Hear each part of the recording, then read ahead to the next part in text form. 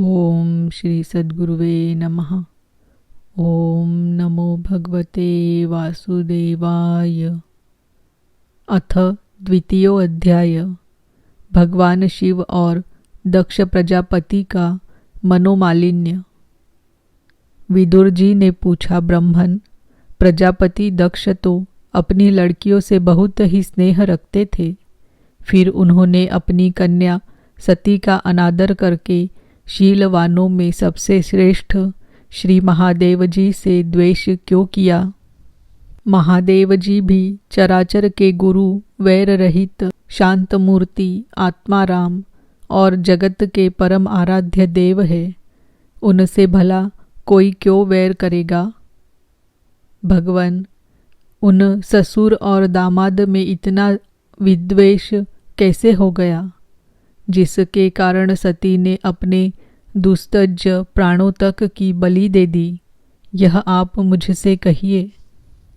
श्री मैत्रेय जी ने कहा, विदुर जी, पहले एक बार प्रजापतियों के यज्ञ में सब बड़े बड़े ऋषि, देवता, मुनि और अग्नि आदि अपने अपने अनुयायियों के सहित एकत्र हुए थे।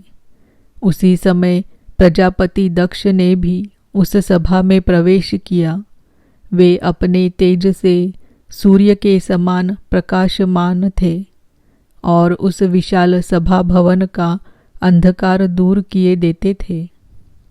उन्हें आया देख ब्रह्मा जी और महादेव जी के अतिरिक्त अग्नि पर्यंत सभी सभासद उनके तेज से प्रभावित होकर अपने अपने आसनों से उठकर खड़े हो गए।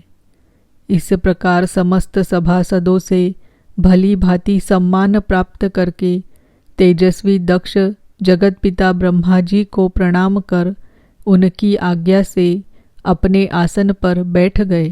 परंतु महादेव जी को पहले से ही बैठा देख तथा उनसे अभ्युत्थानदि के रूप में कुछ भी आदर न पाकर दक्ष उनका यह व्यवहार सहन न कर सके। उन्होंने उनकी ओर टेढ़ी नज़र से इस प्रकार देखा मानो उन्हें वे क्रोधाग्नि से जला डालेंगे। फिर कहने लगे, देवता और अग्नियों के सहित समस्त ब्रह्मर्षिगण मेरी बात सुने। मैं नासमझी या द्वेषवश नहीं कहता, बल्कि शिष्टाचार की बात कहता हूँ। यह निर्लज्ज महादेव समस्त लोकपालों की पवित्र कीर्ति को धूल में मिला रहा है। देखिए, इस घमंडी ने सत्पुरुषों के आचरण को लांछित एवं मटिया मेट कर दिया है। बंदर के से नेत्र वाले इसने सत्पुरुषों के समान मेरी सावित्री सरीखी मृगनयनी पवित्र कन्या का अग्नि और ब्राह्मणों के सामने पाणी ग्रहण किया था। इसीलिए यह एक प्रकार मेरे पुत्र के समान हो गया है। उचित तो यह था कि यह उठकर मेरा स्वागत करता, मुझे प्रणाम करता, परंतु इसने वाणी से भी मेरा सत्कार नहीं किया। हाय, जिस प्रकार शूद्र को कोई वेद पढ़ा दे, उसी प्रकार मैंने इच्छा न होते हुए भी भावीवश इसको अपनी सुकुमारी कन्या दे दी। इसने सत्कर्म का लोप कर दिया। यह सदा अपवित्र रहता है, बड़ा घमंडी है और धर्म की मर्यादा को तोड़ रहा है। यह प्रेतों के निवास स्थान भयंकर श्मशानों में भूत प्रेतों को साथ लिए घूमता रहता है। पूरे पागल की तरह सिर के बाल बाल बिखेरे नंग धड़ंग भटकता है, कभी हंसता है, कभी रोता है। यह सारे शरीर पर चिता की अपवित्र भस्म लपेटे रहता है। गले में भूतों के पहनने योग्य नरमुंडों की माला और सारे शरीर में हड्डियों के गहने पहने रहता है। यह बस नाम भर का ही शिव है, वास्तव में है पूरा अशिव, अमंगल रूप। जिसे यह स्वयं मतवाला है, वैसे ही इसे मतवाले ही प्यारे लगते हैं। भूत प्रेत प्रमथ आदि नीरे तमोगुणी स्वभाव वाले जीवों का यह नेता है। अरे, मैंने केवल ब्रह्मा जी के बहकावे में आकर ऐसे भूतों के सरदार, आचारहीन और दुष्ट स्वभाव वाले को अपनी भोली भाली बेटी ब्याह दी। श्री मैत्रेय जी कहते हैं, विदुर जी, दक्ष ने इस प्रकार महादेव जी को बहुत कुछ बुरा भला कहा, तथापि उन्होंने इसका कोई प्रतिकार नहीं किया। वे पूर्ववत निश्चल भाव से बैठे रहे। इससे दक्ष के क्रोध का पारा और भी ऊंचा चढ़ गया और वे जल हाथ में लेकर उन्हें शाप देने को तैयार हो गए। दक्ष ने कहा, यह महादेव देवताओं में बड़ा ही अधम है। अब से इसे इंद्र, उपेंद्र आदि देवताओं के साथ यज्ञ का भाग न मिले। उपस्थित मुख्य सभासदों ने उन्हें बहुत मना किया, परंतु उन्होंने किसी की न सुनी। महादेव जी को शाप दे ही दिया। फिर वे अत्यंत क्रोधित हो उस सभा से निकलकर अपने घर चले गए। जब श्री शंकर जी के अनुयायियों में अग्रगण्य नंदीश्वर को मालूम हुआ कि दक्ष ने शाप दिया है, तो वे क्रोध से तमतमा उठे और उन्होंने दक्ष तथा उन ब्राह्मणों को, जिन्होंने दक्ष के दुर्वचनों का अनुमोदन किया था, बड़ा भयंकर शाप दिया।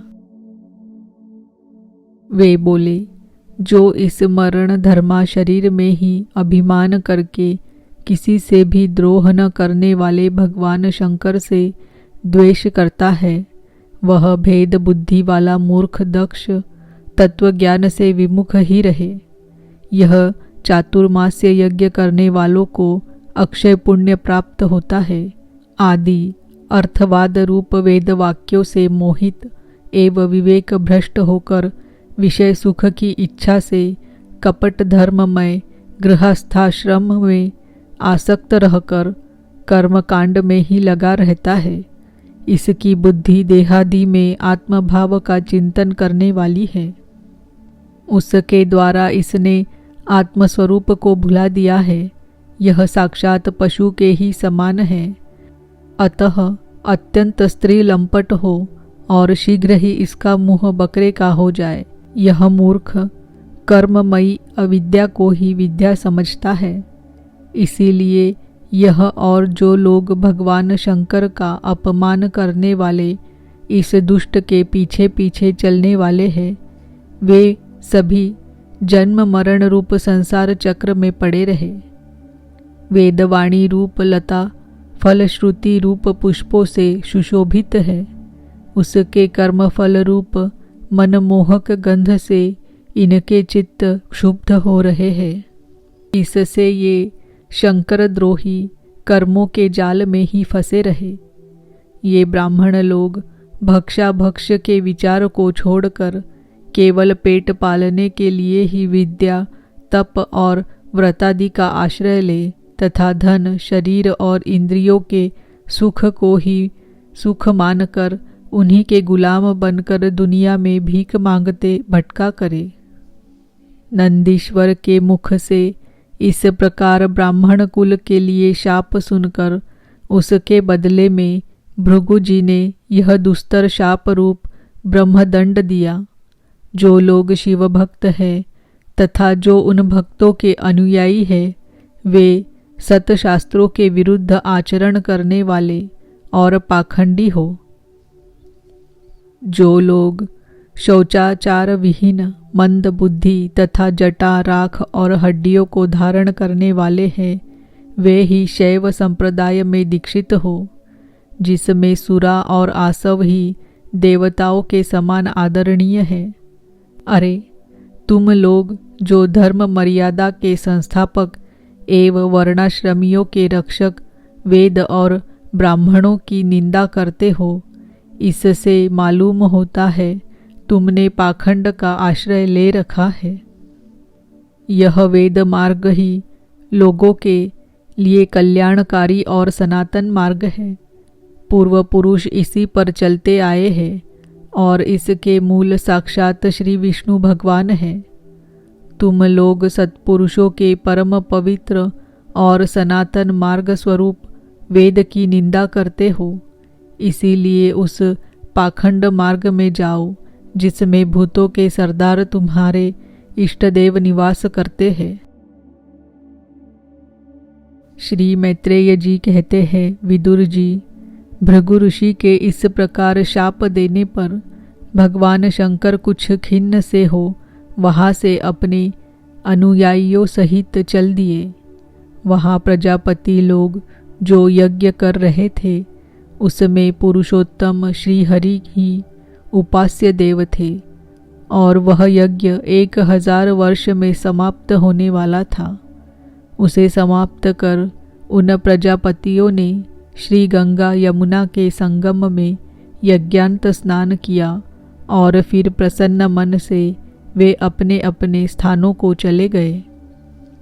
इति श्रीमद्भागवते महापुराणे पारमहंस्यां संहितायां चतुर्थस्कन्धे दक्षशापो नाम द्वितीयोऽध्यायः।